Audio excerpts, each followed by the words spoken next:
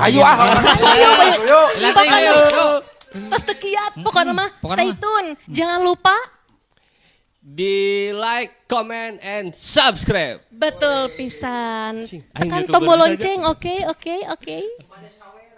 Nu bade sawer kantun aya didinya. Di bawah di link bawah. Di bawah di link Saweria deskripsinya kantun.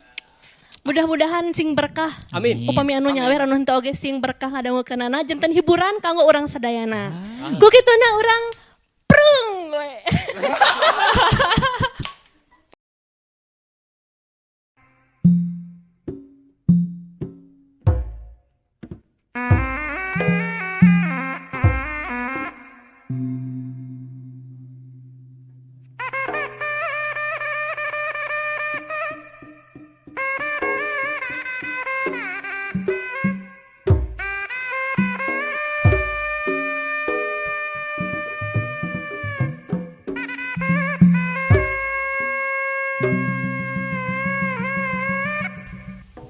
Mitra kaum dangu sanajan bangsa Indonesia geus ngumumkeun kamerdikaanana di tahun 45. Tina kungkungan kaum penjajahan Walanda jeung Jepang, tapi acan mutlak sapinuhna merdeka.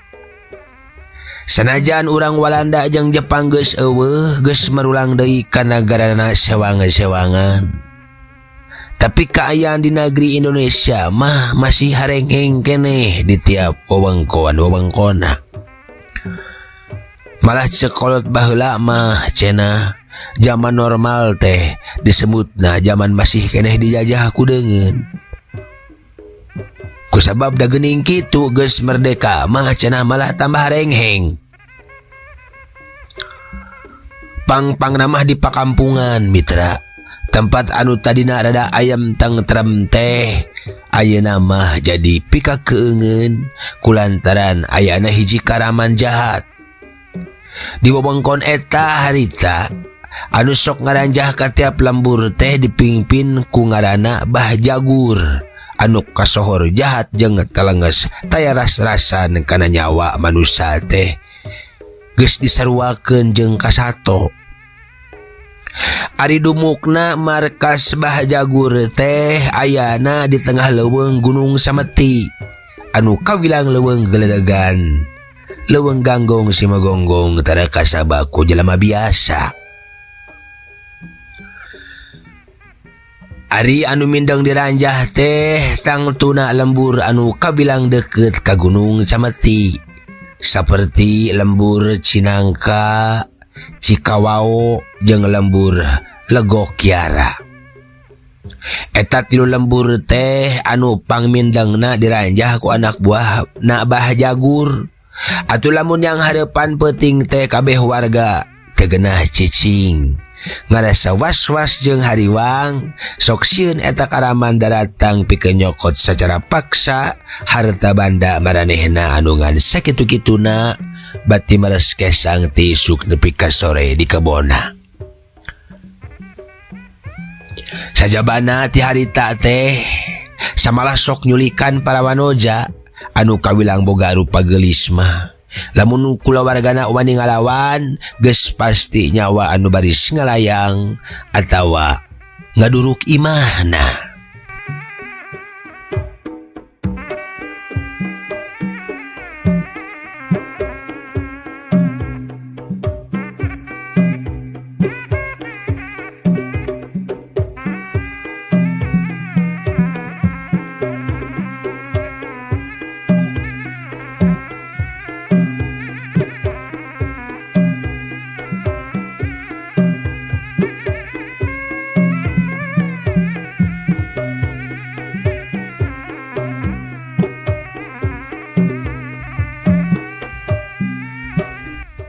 Mitra kaum dangu kocapkeun dina hiji mangsa. Wanci kabeneranana teh ngagayuh kaburitnakeun. Sariak layung kacida mata kuasna mun diwawas mah. Tutuwuhan we robah warna koneng umyang lirma sinangling. Kasipuh kahibaran ku cahya layung nu sumirat ti tebeh kulon.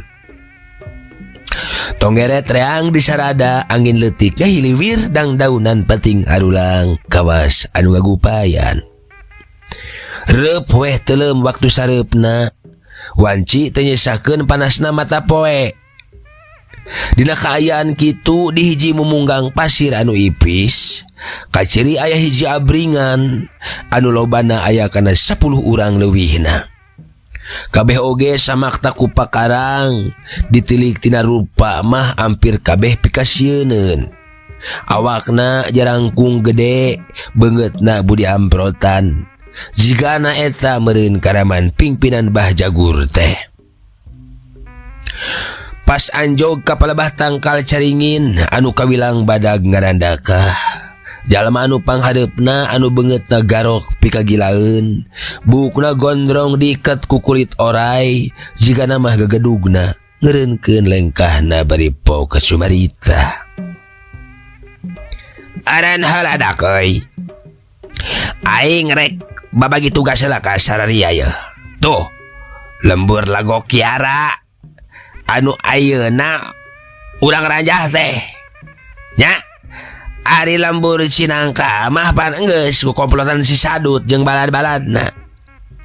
Sakumaha biasa duaan-duaan unggahan tiap imah, lamun wandi ngadalawan podaran we sakalian. Si Obed jeung si Omod, si Kudil jeung si Bako nya, si Mimis jeung si Kampeng tah, si Murdok jeung si Berod, si Soding jeung si Juki. Mitra gagedugna eta rombongan teh natanan sakabeh anak buahna. Ari sakabeh anak buahna geus pada apal naon nu kudu dipigawe sewang-sewangan da puguh geus biasa. Siap Kang Gorda. Tapi iraha ngamimitianana. Geus garetek yeuh. Hayang buru-buru ngarampa nu munuu. Heuheuy. Si Obed tumanya kagegedugna anu tetela ngaranna teh bener si Gorda. Kaki tangan Bah Jagur. Mangkelanan Obed, cek si Gorda. Urang kudu ngagugu kana papatahna Bah Jagur euy. Salaku guru urang sekaligus pimpinan urang. Urang teh kudu ngitung heula waktu anu cocok euy. Meh pagawean urang aya dina kalancaran. Tungguan sakedeng dewek rek mapatkeun parancah heula. Si Gorda tuluy sila mitra bari reup panuna peureum. Gelebug aya angin tarik ditema ku sora anjing anu pating babaung. Sora manuk kareak pating koreak ditema ku sora bueuk mending weuk-weuk.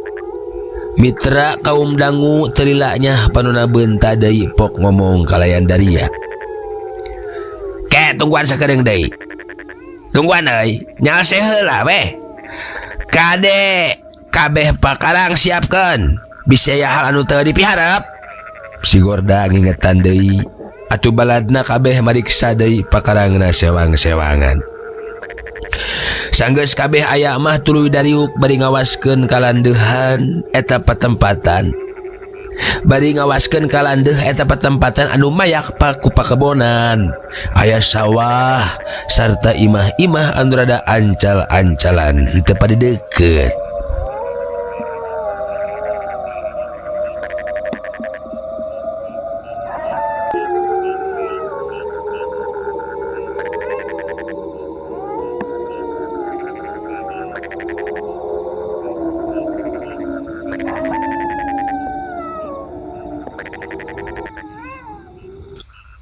Mitra kaum dangu satia.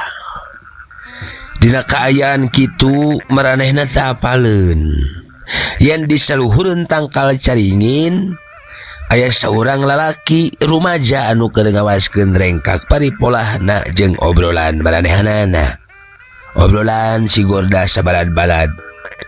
Ari ditilik tina umurna mah masih ngora keneh. Awakna seseg jeung geusi panonna rencing geus beberelakan. Teteh lah geuning. Eta teh jalma-jalma jarat wungkul anu hayang menang untung tina enteng. Geus teu paduli kana harta jeung nyawa batur. Anu penting mah asal senangkeun maranehanana we meureun. Awas ya. Aing moal ngantep ka rek baruga niat jahat ka orang lembur anu tetuah teu dosa. Ceuk gerentes hatena. Eta lalaki anu aya dina luhur tangkal caringin teh ngagerentes dina hatena. Bari panonna neuteup ka handap kanu keur dariuk bari ngarobrol jeung arudud. Mitra sanggeus sawatara waktu si Gorda cengkat tina diukna bari mere isyarat pikeun ngamimitian ngalengkah deui nuluykeun lampahna rek ngaranjah lembur legok Kiara.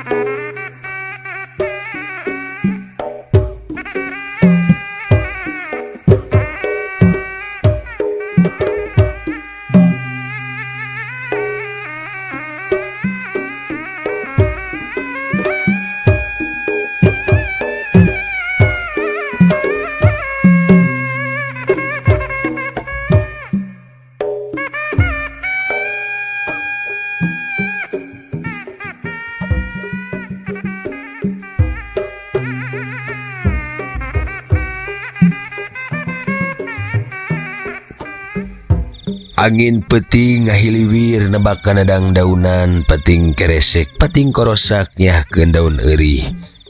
Sora jangkrik jeung cari cangkas peting tembalan jeung balabaturna milu maturan kayan peting harita anu geus asup wanci sareureuh kolot. Dina kaayaan anu samodel kitu abringan karaman balad si Gorda geus nepi ka sisi lembur. Sanggeus babadamian sakedeung kabehanana ting balanyang duaan-duaan ngajorag ka tiap imah. Ngan si Gorda anu tengilu nuturkeun teh manehna mah ngan saukur nalingakeun wungkul tapi tetep bari waspada sok bisi aya mau ngamuk gajah mata meureun manehna anu bakal ngaladenan panghareupna. Tekung silila oge kaayaan lembur anu tadina simpe jadi rame. Sora anu pating jerewet, pating garowak, pating araduh ti tiap imah warga geus kadenge. Kaayaan tambah kacau sanggeus aya salah sahiji imah warga anu diduruk ku anak buahna si Gorda. Tulung cenah mitra tulungan cenah imah kuring aya nu ngaduruk. Sora anu menta tulung kulantaran imahna aya nu ngaduruk melas melis menta tulung minang saraya ka tetangga-tetanggana. Tapi sararea oge boro-boro bisa nulungan batur dalah dirina jeung kulawargana oge keur aya dina kariweuh. Anak buah si Gorda geus pada-pada nyarekal buntelan sewangan-sewangan hasil ngaranjah ti tiap imah anu diunggahan. Ari si Gorda mah asup ka hiji imah anu kaciri ku manehna aya hiji mojang anu keur ceurik di juru kamarna. Eta nyi mojang teh kawilang gelis pikarunyaeun deui ngading diut wae ceurik atuh puguh si Gorda kot ka kumetap. Tedingkekeun deui regeyang eta wanoja teh dipanggul jiga anu hampang naker. Hehe gelis, hayu ngilu ka akangnya. Atuh puguh we nyi mojang ka cidarewasna. Kulantaran teu kanyahoan si Gorda geus manggul awak manehna. Tera kaum dangu. Nyi mojang totojer jeung ngagebugan awak nasi Gorda nu keur mamangku dirina. Tapi jiga anu teu karasaeun ku si Gorda mah bapana nyi mojang anu ngahalangan oge ngan sajajakeun suku si Gorda geus langsung kapiuhan teingat di bumi alam. Indungna ngan saukur bisa ceurik bari sasambat ka anak jeung salakina. Kebat lampah nasi Gorda sabalad-balad kabehanana geus nungguan di luar pikeun mulang deui ka markasna. Wah, siaka mah bubunangan atuh aka bubunangan mojang anu sakitu mumpluhna tah. Si Kudil kabitaeun. Hayu euy urang balik geus harasil mah. Cek si Gorda ngahayukeun. Atuh beral sadaya indit. Tapi kada geus sababaraha lengkah na atuh anu kolebat. Sat cebet. Aduh, walau. Dua balad si Gorda pating garoak. Bari ting rumpuyuk kulantaran masing-masing dadana kena kujajakan nu sakitu cepatna. Henteu katempo pisan ti samemehna. Kawas kilat nyelabet. Teu bisa kapondah deui. Atuh puguh si Gorda reuaseun kulantaran aya nu ngabongohan rajang teu puguh. Sasyak head. Kumaha di megatan aing sia geus bosen hirup sia teh ha. Cek si Gorda langsung kahuru amarahna. Bari neuteup kanu anyar pinanggih breh katempo hiji jajaka anu pangawakanana seseg ngan beungeutna kahalangan ku lawon hideung anu dipake nutupan. Aing anu baris yang kalak saria kabeh. Jalma-jalma jaratur telanges anu hayang untung tina enteng sia. Hahaha orai nyamperkeun mananggel euy kayak kieu mah euy. Ceuk si Gorda ngalalece anu jadi musuhna bari nunda nyemojang tina tak-takna. Tuluy mesat bedog tina warangkana. Baladna oge teu cicingeun kabehanana ngalugas bedogna sewang-sewangan. Rob ngaronom balad-balad si Gorda ningker eta jajaka anu anyar datang. Dikepung wakul buaya mangap. Teu dibere minge, teu dibere lolongkrang pikeun ngejat. Mitra si jajaka ditingker di tiap madhab ku anak buahna si Gorda anu sakitu lobana. Kalayan dina leungeunna kabeh oge geus nyarekel sabadogna pikeun nyacag awakna si jajaka. Tapi si jajaka saeutik oge teu gimir nempo lawana anu sakitu lobana jeung kabeh oge nyarekel badog anu kacidasekeutna. Manehna tetep teuneng ludeung taya kamalang saeutik-eutik acan. Panonna neuteup seukeut kanu jadi lawan. Celeng si Obed jeung si Berod langsung narajang ka eta jajaka. Bari nyabetkeun bedogna sewang-sewangan.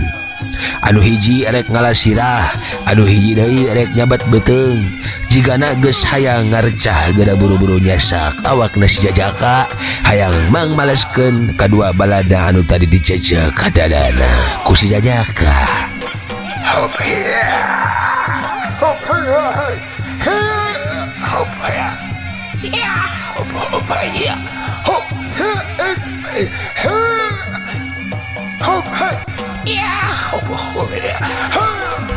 Mitra kaum dangu. Tapi di luar panyangka si Obed jeung si Berod. Si jajaka anu jiga babari dialana kalawan kacepetan anu teu katuturkeun ku panon biasa. Si jajaka geus ngaleungit. Sabot culang cileung teu kanyahoan. Dampal suku si jajaka geus ngajabrod manten kana masing-masing pundukna. Aduh, nyari atuh. Aduh, si Obed jeung si Berod langsung ngagoak. Anu satuluyna duanana langsung kapiuhan awahing kurosana jajakan si jajaka anu make tanaga jero satengahna. Atuh puguh tumarapna ka si Gorda jadi nguntab-nguntab amarahna. Beungeut berem melir beusi atah beuleum.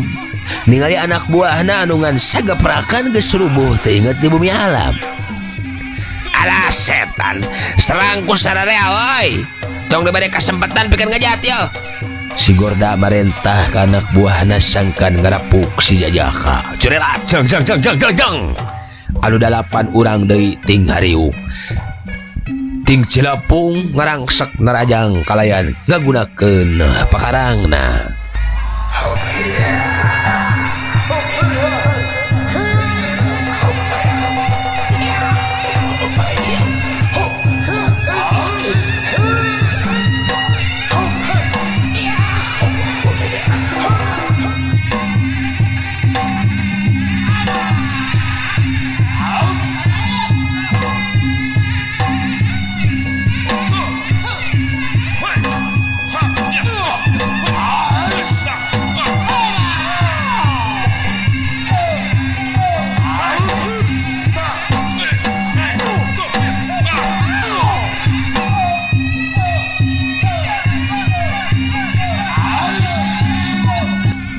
Tapi si Jajaka tetap dina kaayaan tenang.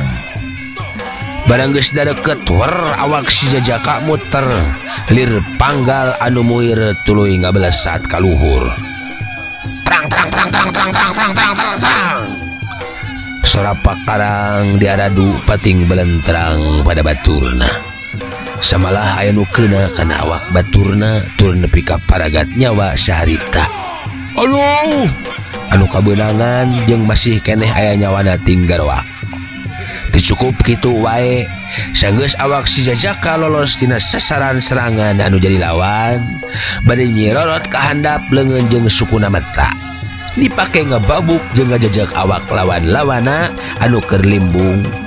Kalah ka bentrok jeung balad-baladna mitra. Teu bisa disingkahan deui kabeh lawan-lawana bra-bru nalalambru ninggang lemah. Kabeh oge geus eueuh nu bisaeun hudang. Samalah mah 3 urang anu kakeunaan ku bodog balad-baladna mah langsung tinimu ajal saharita. Atuh puguh pikeun si Gorda mah ningali anak buah anu geus rarubuh ngan ukur sageprakan, amarahna mungkin nguntab wae.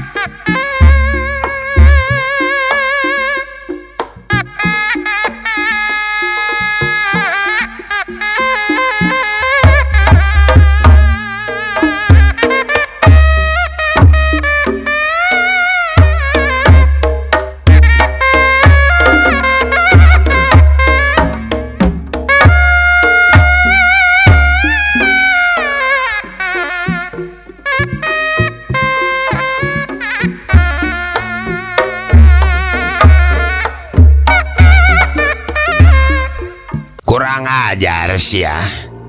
Kakara kaya jelema anu bisa ngarubuhkeun anak buah aing ukur ngan sageprakan. Setan lumayan oge ilmuna teh bisa dianggap enteng ye. Cek si Gorda ngomong sorangan. Eueuh deui jalan kajaba kudu ngaluarkeun kasaktena anu dipibanda ku manehna. Reup si Gorda meremkeun panon bari kunyam-kunyam mapatkeun ajianana. 2 dampal leungeunna dirapetkeun dina dada. War. 2 dampal leungeunna ngageter bari rupana robah semu beureum bari ngaluarkeun haseup ipis. Sak didorongkeun ka hareup ka pelebah awak si Jajaka anu keur ngajanteng. Heyah modar sia. Si Gorda ngadorongkeun 2 dampal leungeunna anu ngandung sinar beureum semu koneng. Hus, sinar anu kaluar tina dampal leungeun si Gorda nyurubu kalayan cepat. Rek ngarah kana awak si Jajaka. Hus, jeng, hus, jeng. Si Jajaka luncat ka luhur, brak brug. Tangkal kai anu kakeunaan ku pangawasa si Gorda runtuh sapada harita bari ngelun ku haseup. Atuh warga kampung Lago Kiara anu kaparengan narempokeun ti kaanggangan nyerangkeun lumangsung neta kejadian pating garwak bari lompatan ngajauhan. Sanggeus si Jajaka turun deui kana lemah, mehna oge tuluy sidakep bari meremkeun panonna. War. Awakna mimiti ngageter tanda keur muserkeun kasaktena. Leungeunna mimiti didorongkeun ka hareup, mapag cahya beureum anu geus dipentangkeun deui ka manehna. Syuk. Geus kitu teu bisa dipondah deui 2 kekuatan bentrok. Hiup cilegur nimbulkeun sora anu ngacilegur mantak katorekan.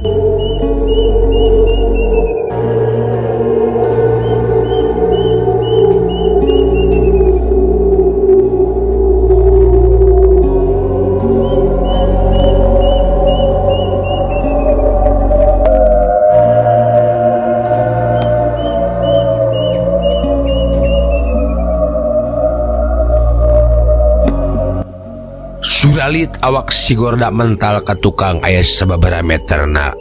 Kalayan tina awakna ngaluarkeun haseup hideung. Awakna tutung sabada hadita kaduru ku ajianana sorangan anu malikan deui kana awakna. Tekung si nyuara heula si Gorda nemahan nepati sabada harita.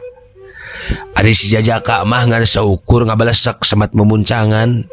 Awakna tetep jag-jag belejag. Atuh ger ti kajauhan sakabeh warga anu nyaksian eta kajadian sarurak tanda bunga anu taya papadana.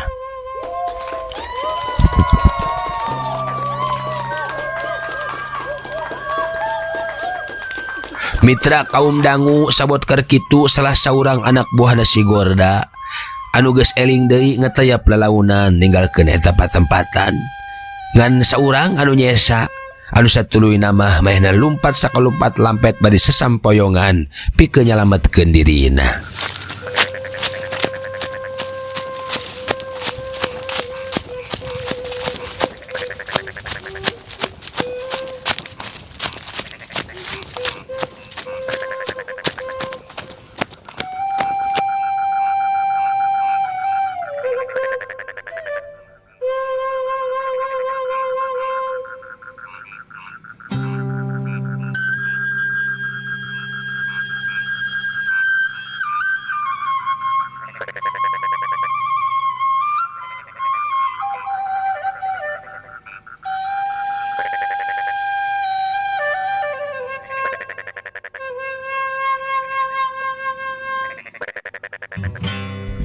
Mitra kaum dangu setia dongeng Mang Anggang nunuju ngadangukeun Mang Anggang ngadongeng urang teraskeun.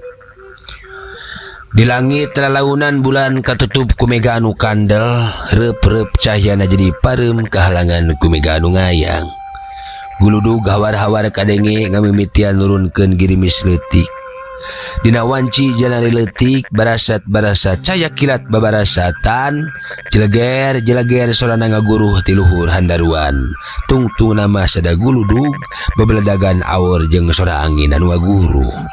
Paralak hujan turun maseuhan suhunan saina murag kana taneuh nyiptakeun cileungsang anu ngayembang di pakarangan.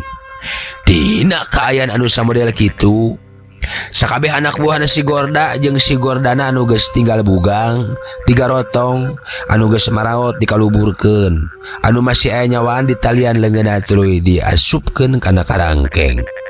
Telila salah saurang lalaki anu geus umuran nyamperkeun si Jaka bari rengkuh ngajak sasalaman.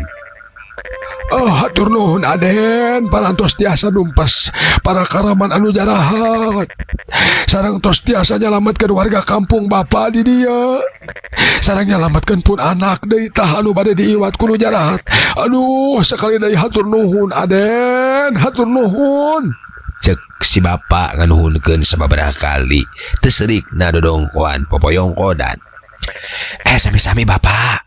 Mangga ayeuna mah kantun beresan wae eta jalma jahat anu masih hirup keneh tawan heula we anu parantos maot kureupkeun wae enak keneh. Sanggeus kitu kabeh warga anu jaragjag mah diparentah ku eta bapak-bapak anu tetela pupuhu di eta lembur sangkan ngaberesan sagalana.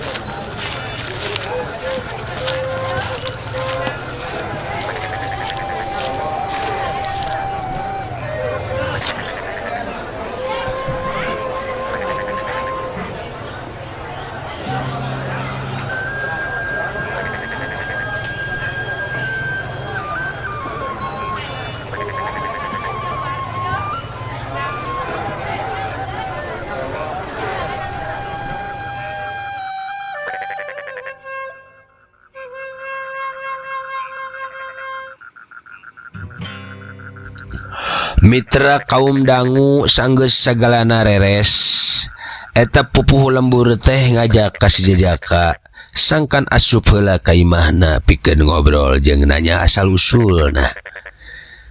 Si Jajaka teu baha manehna ngagugu pangaku teh eta pupuh lembur. Atuh wanoja anu tadi salamet tina leungeunna si Gorda teh tetela geuningan anakna pupuh eta lembur.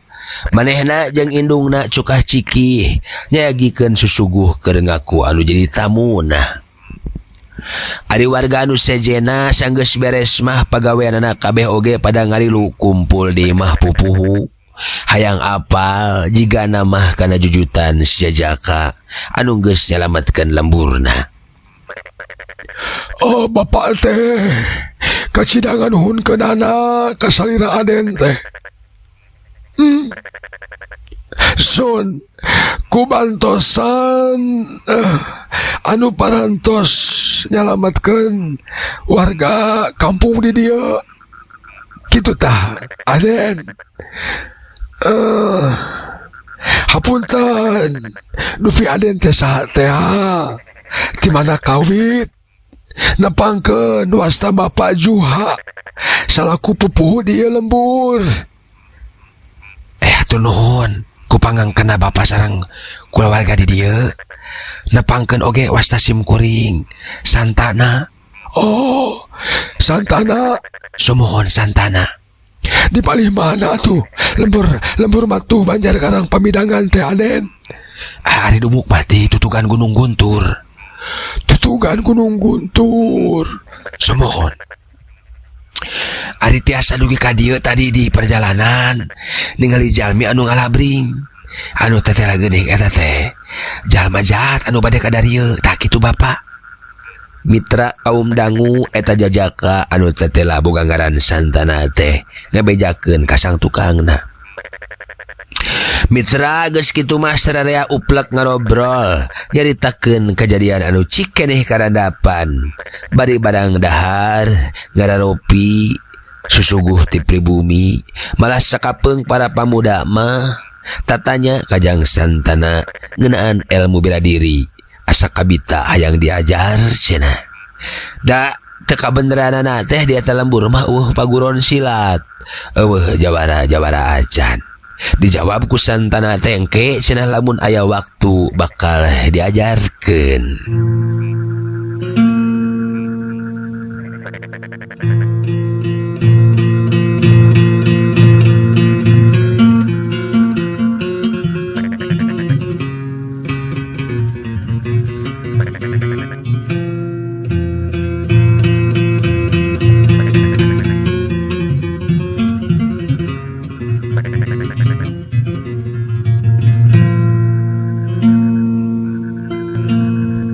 Mitra kaum dangu.